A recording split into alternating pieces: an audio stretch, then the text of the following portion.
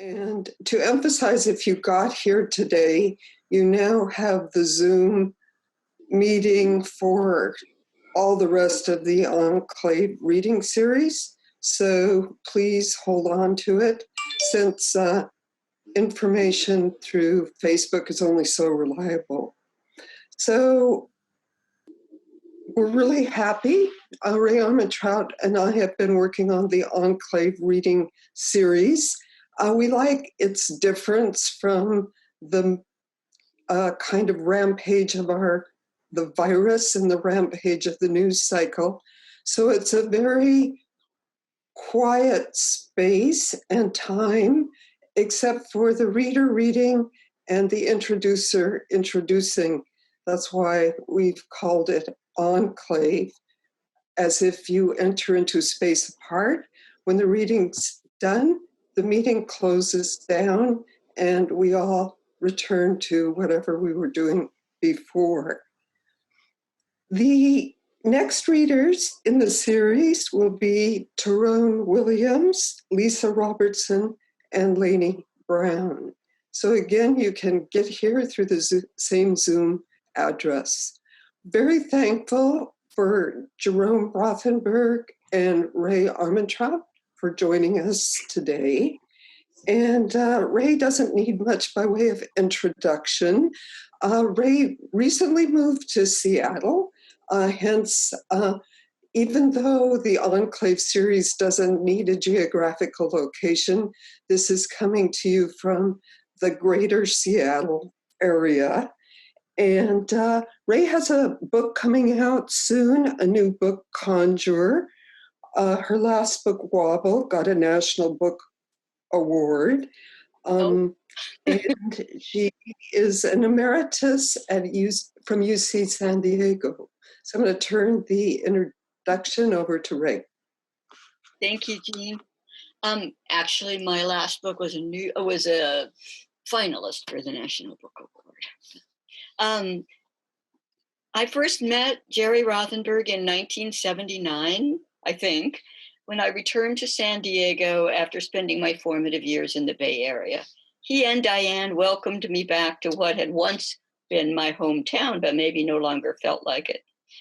They really helped that transition by inviting me to wonderful, warm, lively gatherings at their home.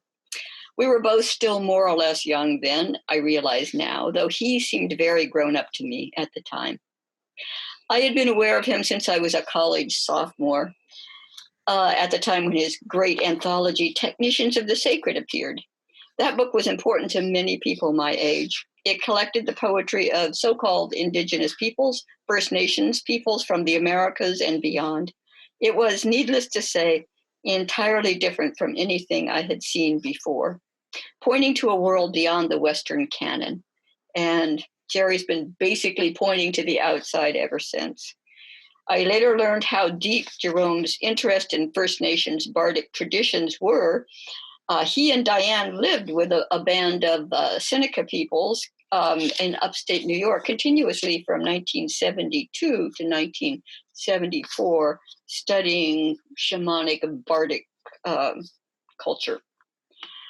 Technicians is only one example of Rothenberg's commitment to a borderless world poetry. He has been equally inspired by European modernism, such as Dada and Oulipo, American modernists, such as Ezra Pound and Gertrude Stein, and Hasidic traditions, including the Kabbalah. Rothenberg came of poetic age as the Beats were in ascendancy, and he saw them as fellow travelers in a rebellion against McCarthy-era conservatism. For a while, his poetry was associated with that of the deep image school, though now you have to kind of squint to imagine why. It looks nothing like that of, say, Robert Bly's. Rothenberg's poems are wilder and, in fact, deeper than that. Jerry has published 70 books or more thus far and is still going strong. Every time I see him, he hands me a new one. He has also continued to publish groundbreaking anthologies, such as The Big Jewish Book and the 3-volume Poems for the Millennium, co-edited with the first 2 volumes with Pierre Joris, and the 3rd volume, Romantic and Post-Romantic Poetry, co-edited with Jeffrey Robinson. Most recently came barbaric, vast, and wild, a gathering of outside and subterranean poetry. And now he's at work on, I don't know the title, but a anthology of poetries of the Americas. So you can see that his commitment to category and border busting has been in place and constant throughout his life. His own poems employ this same synthesizing energy. They contain multitudes. As Jeffrey O'Brien said in the Voice Literary Supplement, by equating the archaic and the experimental, Rothenberg has offered contemporary poets an opportunity deeper and wider than any narrowly defined academic lineage. If I were just to describe Jerome's writing and life, actually, in one word, I might say boundless. Rothenberg's poems take on the full range of human nature, from atrocity and tragedy to sensual and spiritual ecstasy. From his book Corbin, I might have said that wrong, it means Holocaust, to his A Paradise of Poets, where he imagines a heaven populated by the poets he loves. Rothenberg is a writer of international renown and influence, yet sometimes it seems he doesn't quite get much recognition in the United States. A Century Unlimited, a poem he started on the first day of this new century, quote, "As the 20th century fades out, the 19th begins again. It is as though nothing happened." Those words sound we do seem to have returned, we're having a do-over, we've returned to the religious and tribal and ethnic tribalism of a previous time, as if we had learned nothing from a century of war. Slender as they sometimes are, Jerome Rothenberg's poems are as capacious, vibrant, and unpredictable as life itself. And so now we get to listen to him. Welcome, Jerry. Thank you, Ray. And I think because you mentioned beginning the 21st century with a poem that I'll read, the longer poem that started on January 1st, 2000, part of a book called A Book of Witness. I come into the new world. Voices are dumb until I speak for them. Knowing the sound, I find myself between two fires. One is dark green, one the color of my mind asleep. I come into the new world where the thought of death no longer rankles. It will be good to be a stranger always, to know the terms by which we visit back and forth and sideways. In the morning, I will wear a suit with shoulders big as boards. My clothes are silver plastic. When I step into the car, it starts to fly. I play games with children where I make a nose into an ear. Like a clock, my heart moves closer to the burning babe and stays there. I will now count the century by ones and twos. This morning, all the voices in my dream spoke with one voice. I feel privileged to be here among you. From now on, we will live on borrowed time. And so for 20 years now, we've continued to live on borrowed time.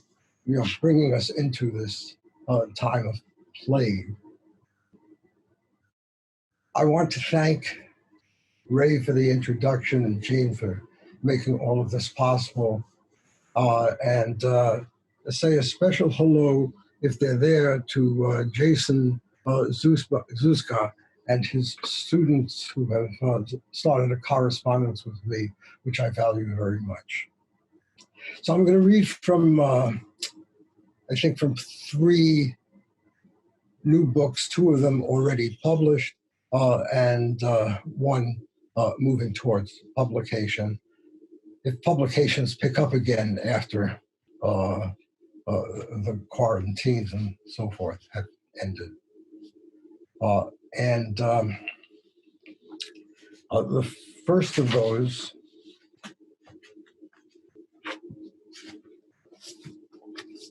The Mystery of False Attachments, published by Paul Portuguese and Word Palace Press in San Luis Obispo. And this began as a series of poems that I was writing day by day and posting on Facebook, because those of you familiar with Facebook know there's an area of, that asks the question, what's on your mind? And provides with kind of wallpaper to post words on, and then centers the words on the page so that everything comes out looking like a poem by Michael McClure. And that's wonderful. So I began to do that and did a whole series of them. And then Paul Portuguese opened that up for publication in a book. And though I didn't have the Facebook wallpaper, I did have, or they provided for me, images from images that the astronomers call deep images, the furthest stretches of the universe through the Hubble Observatory. So some of the pages look like this, and others is just words on white space. And I will read, because these are short poems, to fit into the Facebook space, what's on your mind.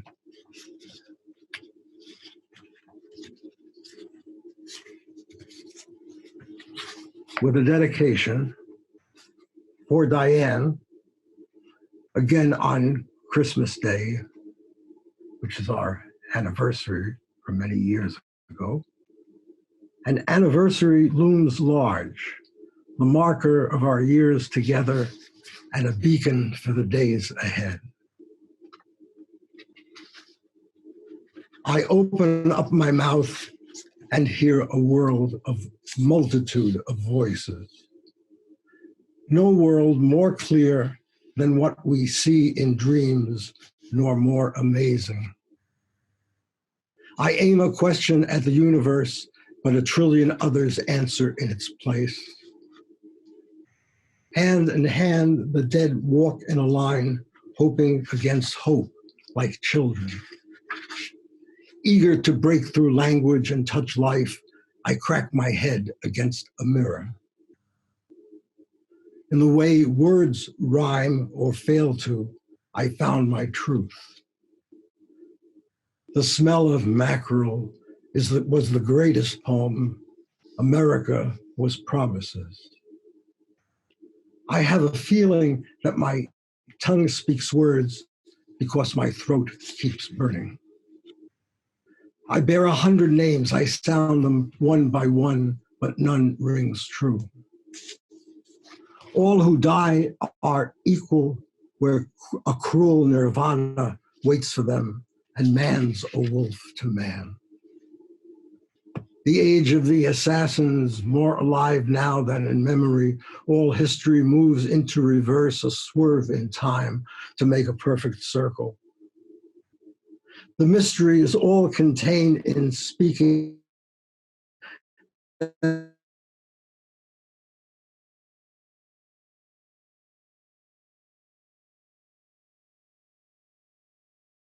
My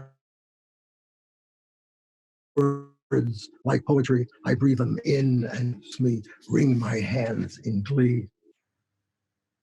Poetry is made in bed for some.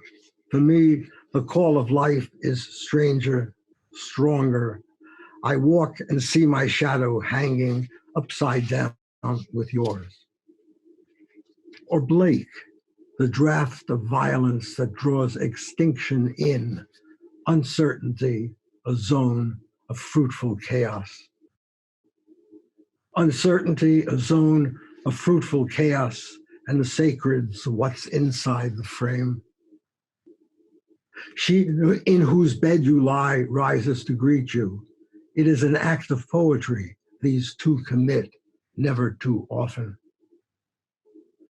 He is the star and anchor in a farce of history for which an age waits to be named and fashioned, sad price the others pay for. Better for the mind to empty out in dreams the way a body falls, thrown from a passing train, forsaken.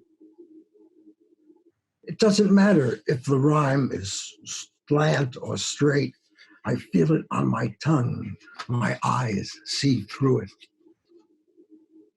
I would have my body dressed in words after I die.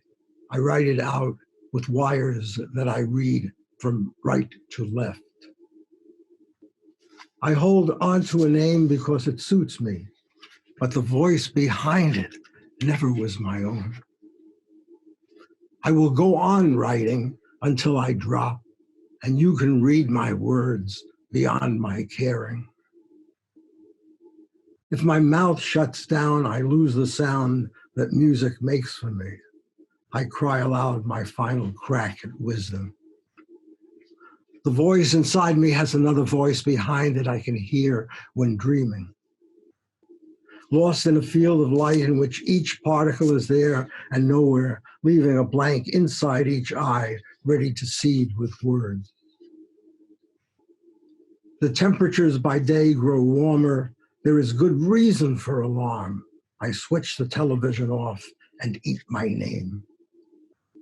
I sit where space is tightest. I fret over the mysteries of being born. I can no longer wait for everyone to die inside me.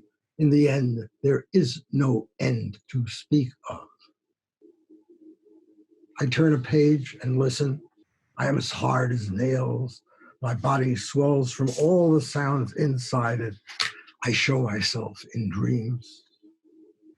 My eyes swell with the pain of being human. Nothing changes, even if the train arrives on time. No inch of ground without its bodies. What, if anything, to say, dear Goya, gliding through your dream, we rise and fall. I is the first word spoken, slim and long, the perfect particle. It is absent from my speech if I avoid it, but it invades my mind. The calculus of 2 + 2, the mystery of false attachments still persists. The title of the book, by the way, is The Mystery of False Attachments. I learned to mimic birds caught in the brambles. I have a stark vocabulary, letting my heart keep time, my throat in rapture.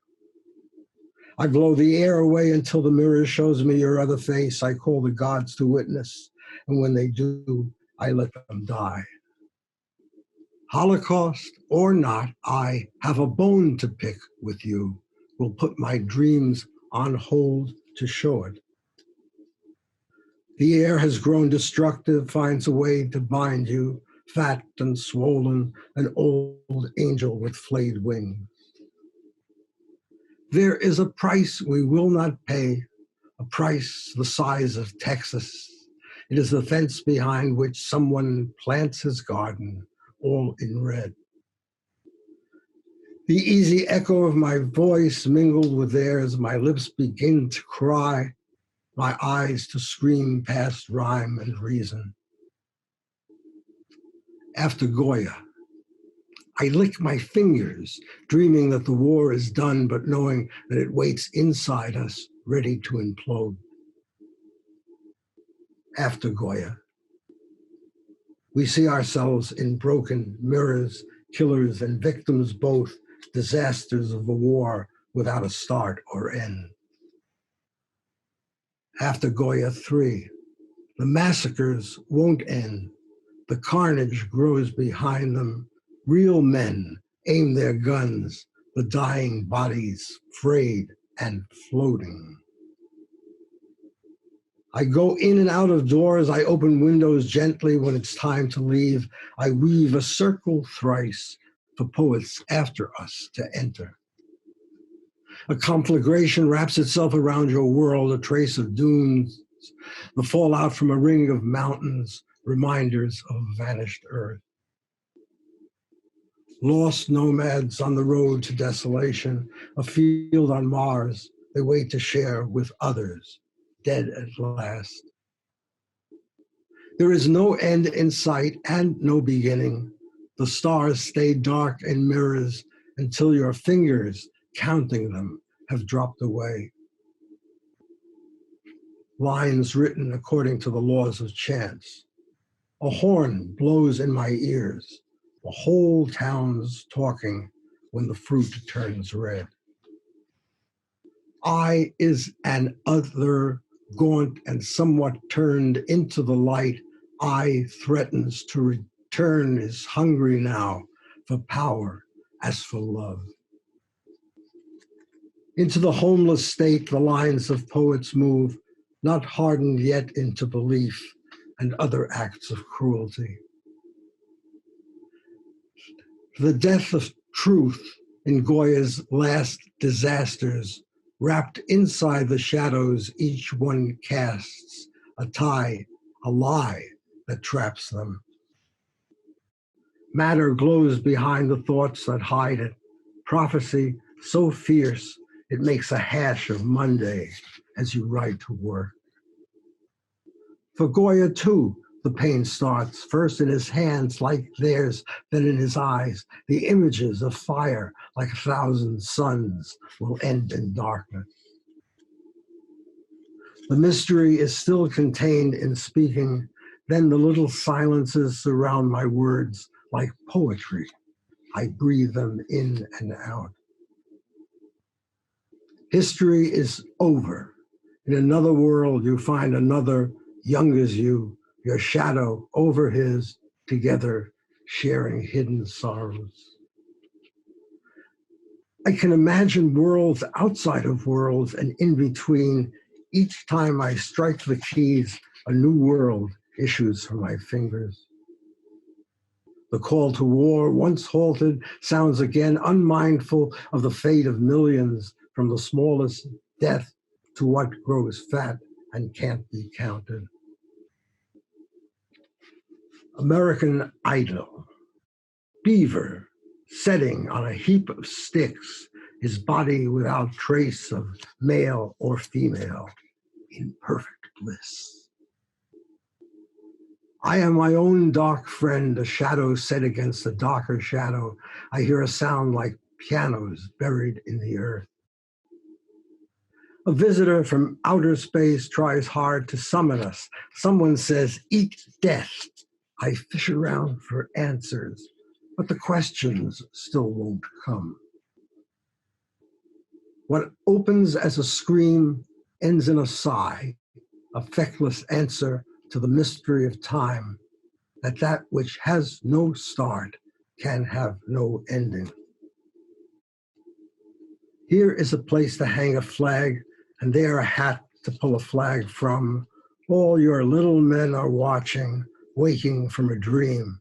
There is no predicting summer, but it always comes. Take my picture when it's dark and see my aura glow in blue. I shine this light for you over the sleepers. I write my name on air, my tongue is numb, although it rattles when I speak. I dwell among you and I dish out dreams. The speech of others opens to my beck and call. Incitements rise up all around us, a paradise of poets and the mysteries of time and space. I watch my feet move among the stars. Everything we offer to the world is what the world gives back, without a thought or breath. At a time when lies take over that the mind eroded cannot see but holds as true, the lie triumphant triggers our belief and lets it die. Read me and instructions will be clear. I fight the final revolution. Peace draws nigh. The mark of teeth on flesh signals our end. I watch and swoon along with Goya, amazed to name the new disasters, always more and always crueler than the days before. The babe as Buddha, 1, woke. The babe woke, spoke his first word, taking 7 steps, proclaimed himself the master of the cosmos. The babe as Buddha, 2, with cranial protuberances and long ears, a Buddha and a poet.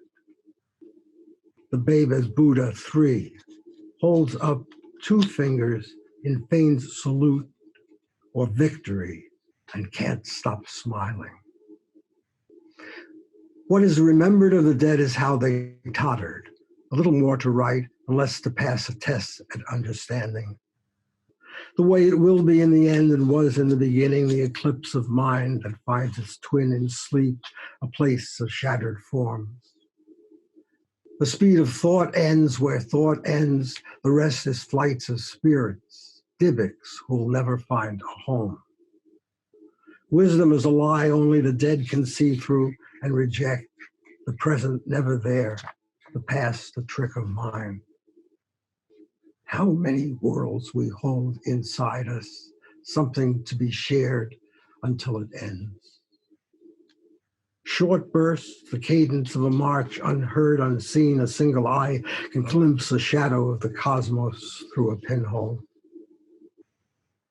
The best thing about Saturday, the best thing about Sunday, eggs and eyes, adornments, cars that run on spirits, wheels too precious for the road, a pig that squeals. He is the President of Desolation, chin thrust forward, arms akimbo, legs astride the world, a king and fool by his own counting, wrapped in gold. A blue rain covering the streets on which I walk between blue houses, conjuring a lady with blue fingers will drive a blue comb through her ash blue hair. Green is also a color like flesh, stung by thorns, my body or yours, sparks a rage like a drumbeat, violent, mineral, white. What schemes we live with, face to face, the mold of years, the blood of tyrants, and the fire cleansing them of doubts. Language, a desert, pink everywhere, seeds in your mouth, the white crows and more drumbeats of flute turns everything white. The rule by madness overwhelms us faster than we could have dreamt it now that it dwells inside. The gap between the truth and what they take as real grows greater day by day until the mind itself becomes a perfect stranger. The force of age startles the half-formed man, the vestige of the younger life the mind still can't pry loose. There is no end to life, as there was no beginning, but we emerged full-throated to awareness, in and out of where the dream began. Is it red or is it blue? This dazzlement that blinds us, numbers dancing in the void like things, a final clarity, no longer white. Angels are cast aside, leaving the mind at ease, the messengers no longer primed to blind the world in sunlight. Our mouths fill up with rhymes and measures, hearts adrift in endless space, a blind infinity absent ashore.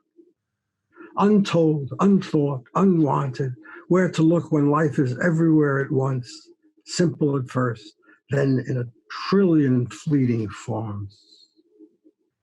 The lie makes all things true, shared by the poet with priest and politician, the rights of the imagination gone askew.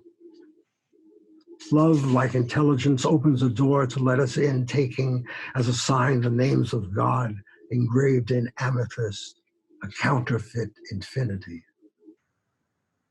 The lure and thrust of poetry, something wilder than the mind that follows what the body gave us from the start. Where day ends and night is all that's left, alone, adrift, the faceless friends we learned to walk anew, but finding little solace, even still less in dreams. So practical to ride on air, to be a man or woman growing wings, righting an ancient wrong or casting a new spell to trap the dead. The death of America troubles the sleep of those who map its earliest beginnings or the untapped brilliance of all that came before. To stop a moment and look back, the air fills up with lost friends' voices, never as real as what I hear in dreams. Those with a love of death stand fast. They wear the masks of men or dogs, eager to conceal their frailties, their human nature. Searching for a name, the word is solipsism, what the man, almost a corpse, knows dying, that the world will end when he does. A deeper image at the fringes of the universe, the persistence of infinity, leaving you no choice how to escape from time. The wound across your heart favors the rise and fall of breath, the top and bottom still in place. Buddha Poem 1. Eyes wide in terror, open anguished mouth with fangs, he holds a dish with flaming eyes, but haloed. Can this be Buddha too? Buddha Poem 2. Buddhas with silver mustaches and chin hairs, 3 transvestite Buddhas, with heads around his head, a myriad whirling heads, 2,000 Buddhas. The Buddha on the right is dark with age, an old man's face and bald. What can he know of man's fate or of woman? In a time of war, death with dried dugs carrying a babe, a bird's head on a body of bare bones, death in a time of war. For the days of awe, the man strapped to the cross is faceless, with no name or story left to tell, surrounded by a faceless throng. I have no voice but what you lend me, too much in love with what my lips can't hide. Inside the only world I know, the power rests with me, the flow of light opens in images and ends in darkness. An enigma, cut into distant thirds and only pulled together when the skin grows firm and tight, an armature around the slowly dying body. From friend to friend, the voice comes and the answer that a stranger overhears robs him of speech. Fascists at banquets, pandars to authority, jackboots, skinheads with iron teeth sucking hard at our flesh, outcroppings of shit too raw for feeling. The mysteries of mind laid bare in talking, discovered first and lost, the way all times are lost when no one counts them all. A red confusion opens to the right of us. We raise white fingers, phantom windows mothers can stare out from. The paths of memory stay open in dreams, the distance between sleep and waking, less than a touch. On a day like this, I think that I could live forever, wrote a friend. How strange to see the times push back against us. The men pursue a trail of tears unbuttoned, captive to a dream, a deeper sky, a field of images, measureless and mindless, absent their God. I will not save the world. The power in my blood runs through my shoe. I have never known fatigue, but know it now. A deeper image at the fringes of the universe, the persistence of infinity, leaving you no choice how to escape from time. Clouds turn gold in the sun, black in the rain. All that's hidden from the eye issues in the voice, but leaves the mind in darkness. The poem returns and finds a fire burning angrily around the children's graves, wide open, waiting for the living souls to fill them.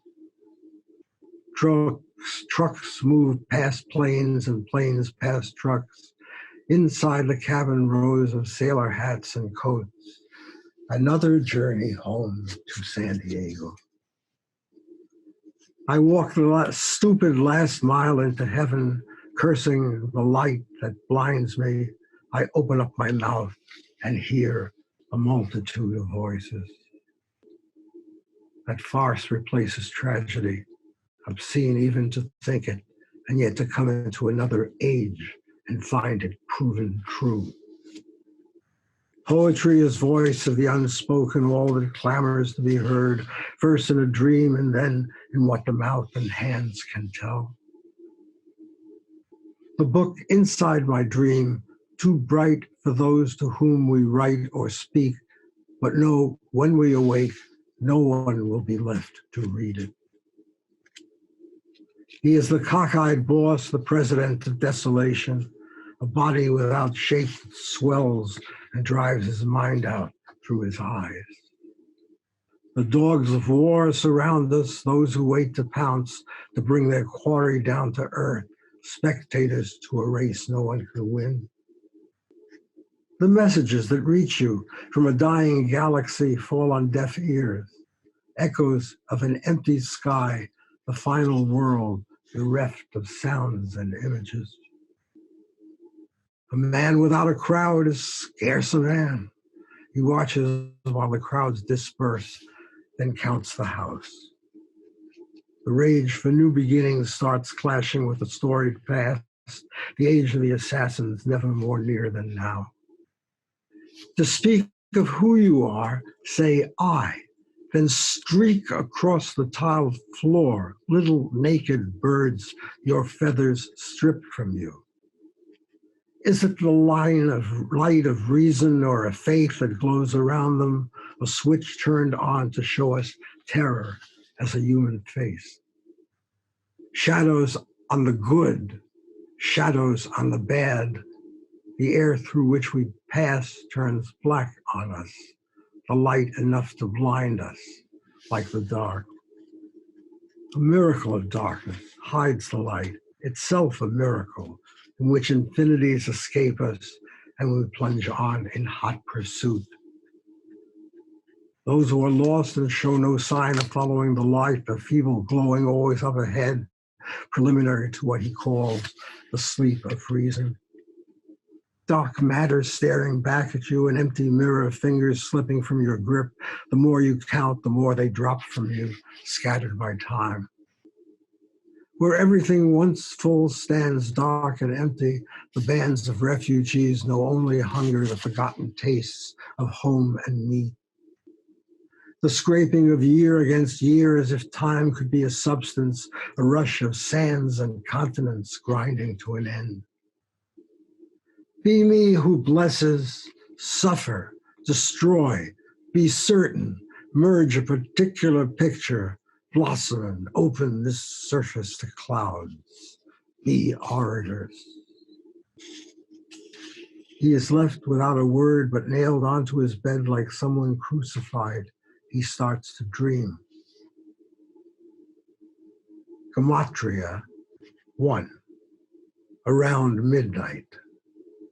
So he drove out and was silent, and she took it, and when it rose, sang the song at their door around midnight. Gematria 2. I know his dreams, stone wombs, many bruised testicles, almond blossoms, frogs, and the open door. Gematria 3. Stars shine in his mouth, beneath his gums, a yellow angel rises, swelling like a bat, a great star, fair as days and beautiful as waters. Gematria 4, cities, cities, silver and speckled, a tree fallen down, my country a fire divided. Gematria 5, Money in your eye and birds, and from his people in the tree an unjust gain. They rose up, they shall rise up. Gematria 6. Imagination. 1, a winged shoe. 2, spices ascending. 3, a nest that raised you up.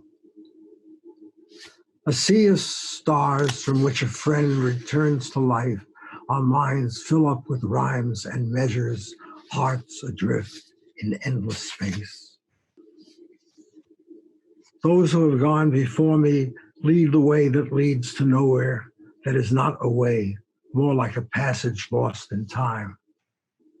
What is a dream, and where is it located? When it ends, a blackness fills this place called mind, unseen, unheard, no word left us and no mind to tell us.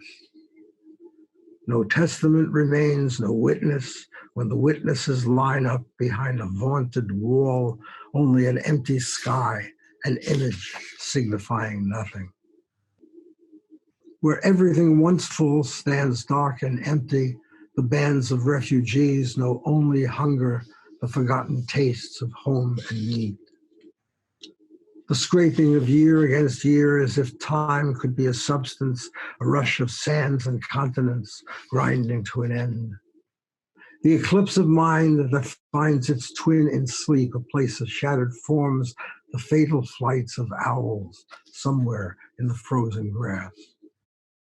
The artist's eye ends in a wall, a darkness through which images rain down a ruined world of bricks and walls, erased or crumbled, shattered on the frozen ground. The light that blinds me opens another eye, dark stitches falling from my lips to let me speak. Not everyone who dreams, dreams hard, pretending it doesn't change. The interlopers push to build a wall like real men on the hunt for death and pleasure. In a room where all the walls are mirrors, you are a mirror of yourself, elliptical, a phantom child recounted 10 times over. When someone asks if you believe in God, turn cautious. There are now angels everywhere. Never look back. And actually, there was some looking back in those poems as I posted them on Facebook. Many were fragments, excerpts from older poems, and then new poems added on to that.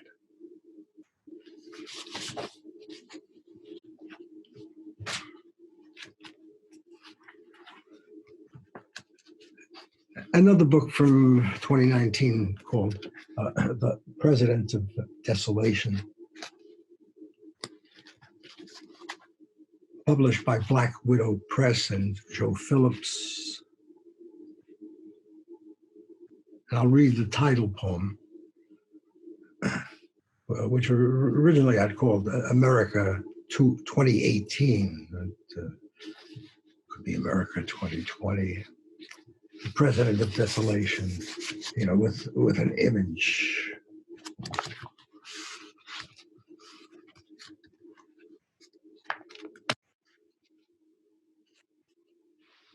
In several parts.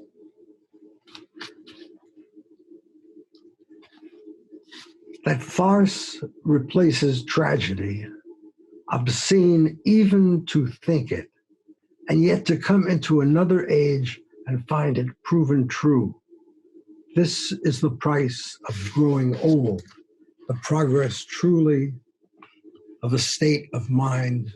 America, the center, both of mind, the gap, and mindless space.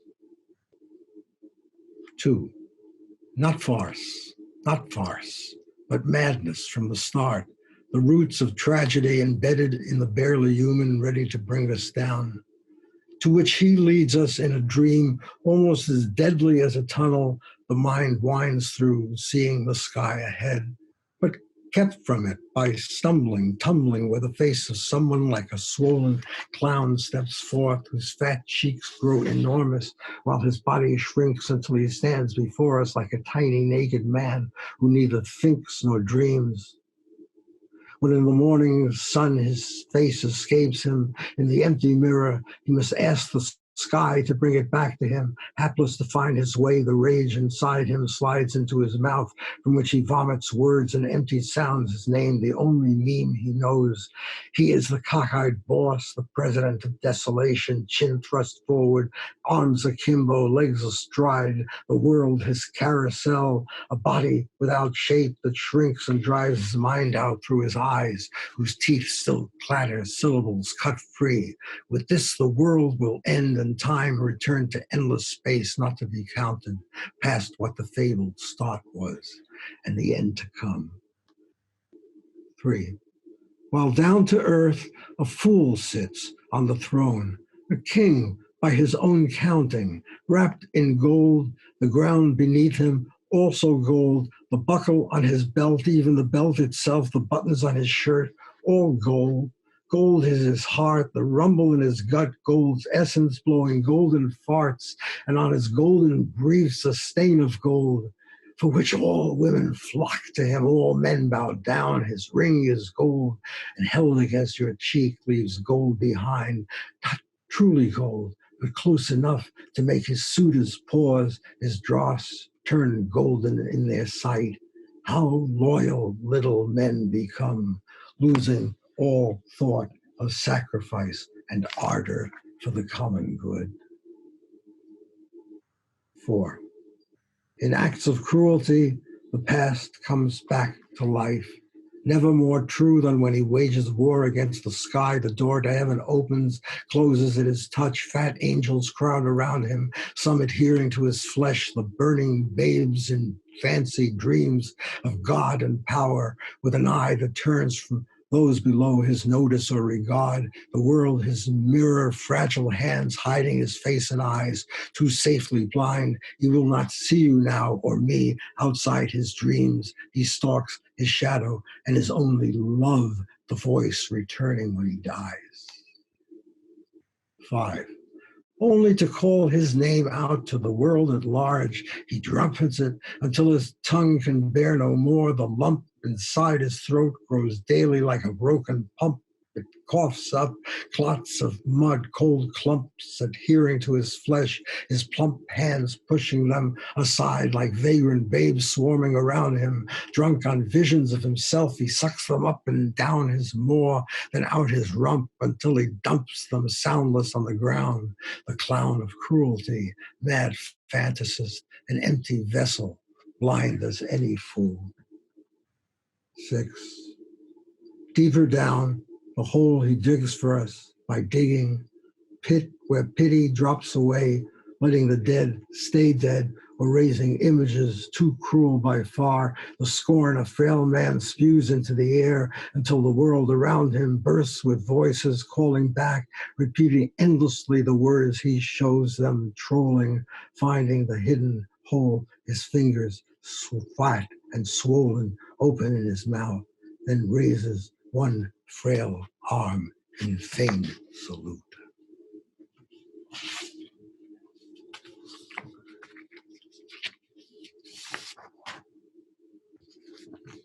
And I'll finish the reading with a series of poems yet to be published. The publisher will be the Lunar Chandelier Collective from the Hudson Valley.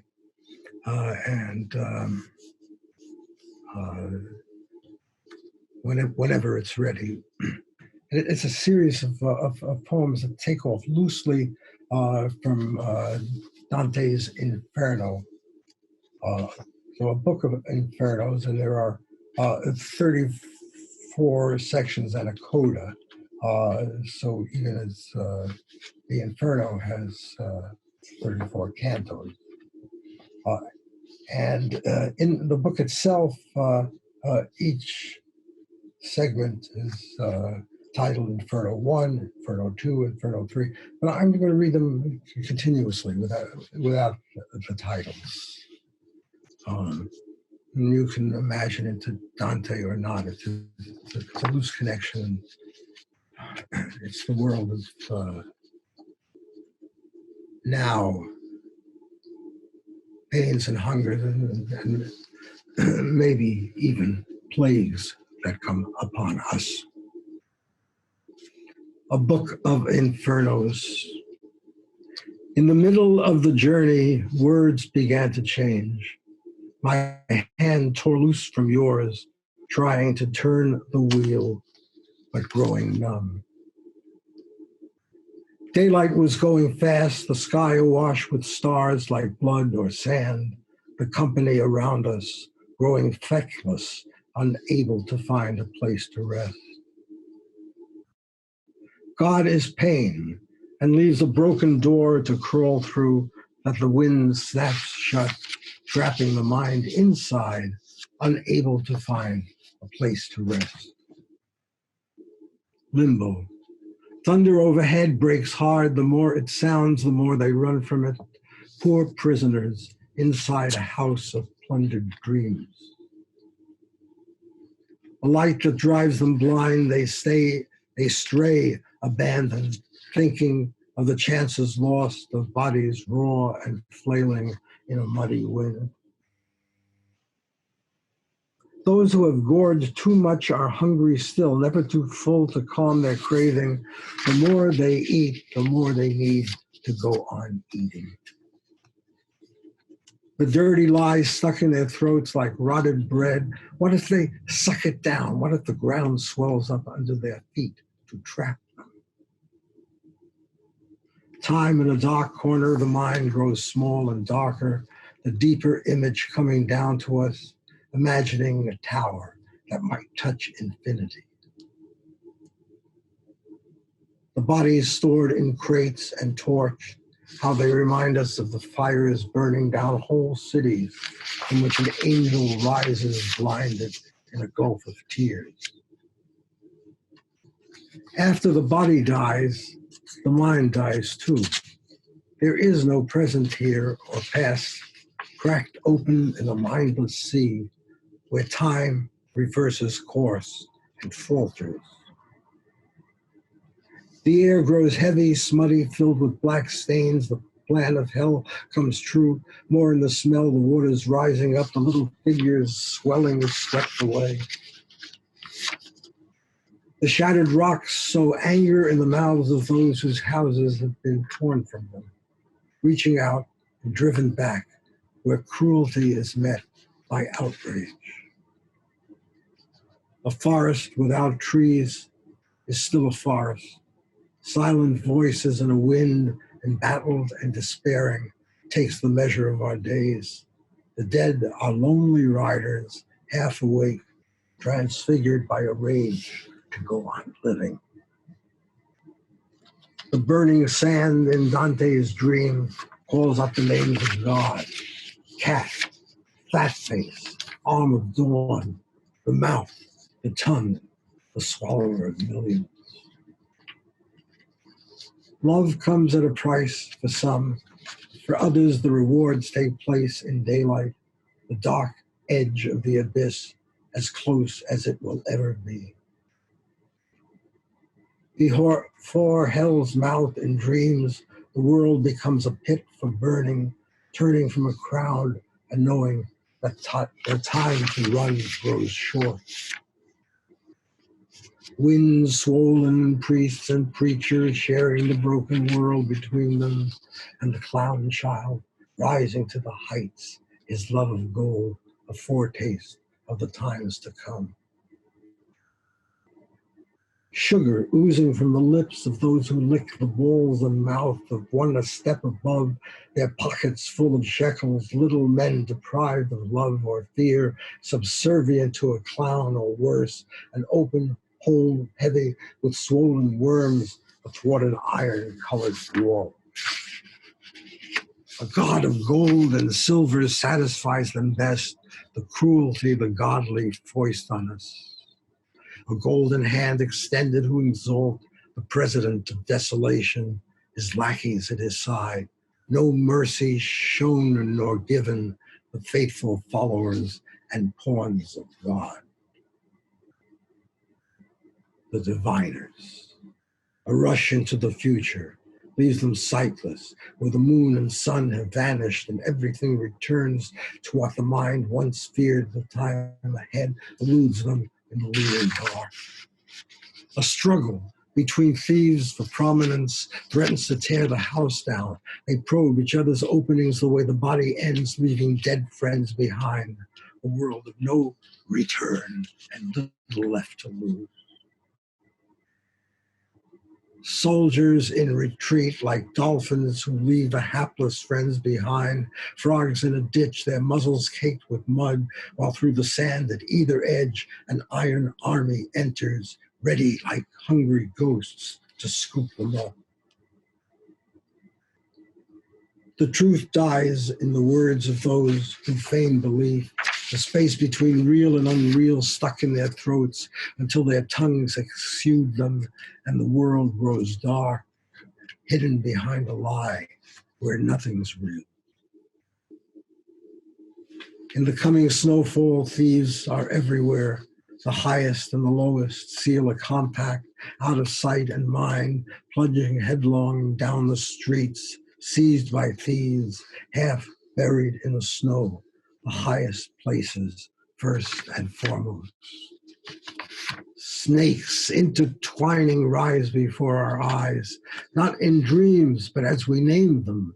With what dread the mind can conjure, black as peppercorns, the poison seeps into the words they speak, darkening our days. Those who are little men dance in a ring like children, standing on a bridge, a ditch below them. No one is safe from harm, and no one still speaks the truth out loud. They only whisper in their master's ear.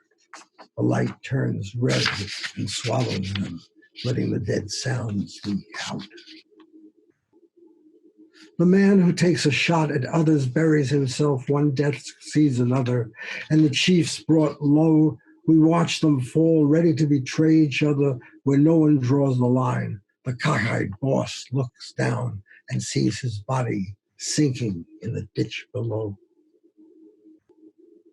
A house divided and the dead with bodies split in two.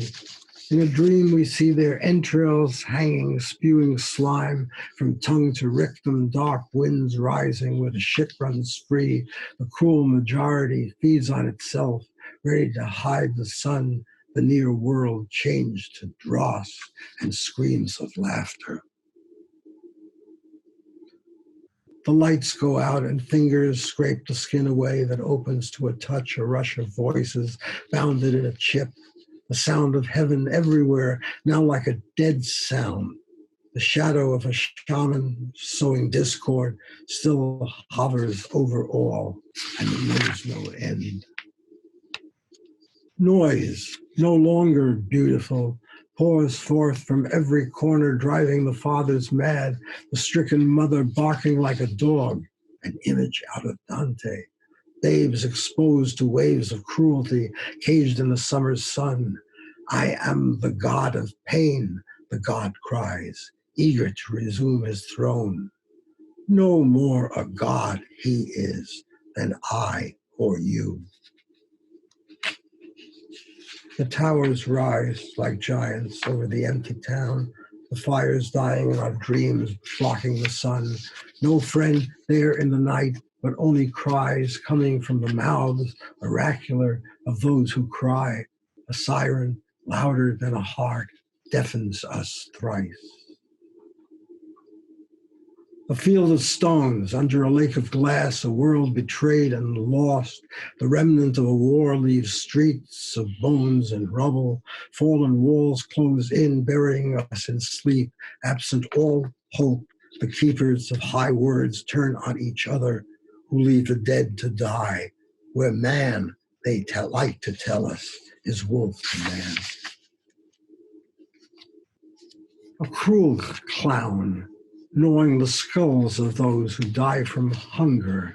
Images not soon forgotten, games the old play with the forsaken young, the figures drowning, hair and bone caught in the master's mouth. No one more in love with death than those above us. A broken tower, a swollen clown, throats choked with lies. The stars in mindless space, a deeper image testing the lie of God and time, opens the sky before us. Even our dreams are false but beautiful. The picture Dante gives, a father who devours his babes, can't be erased, not even by the stars that face their end like ours, but never die. Coda. A man with 3 mouths, once imagined, sucks out the life from those he swallows. The privilege of the rich, escaped and safe, the sky no longer beckoning, will hide behind each other, driving back the dark invaders. They are the final guides for this inferno, guarding what they build and plunder under a black sun that will lead us to another world. A gilded hell, the hungry earth, absent a dream, unable to call us home. Thank you.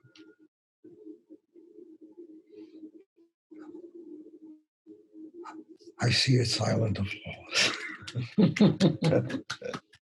Okay, well, anyway, thanks very much for your reading, Jerome. Thank you for the introduction, Ray, and thank you all for coming to the Enclave reading series. We'll be back next Sunday, same address, with Tyrone Williams. Bye.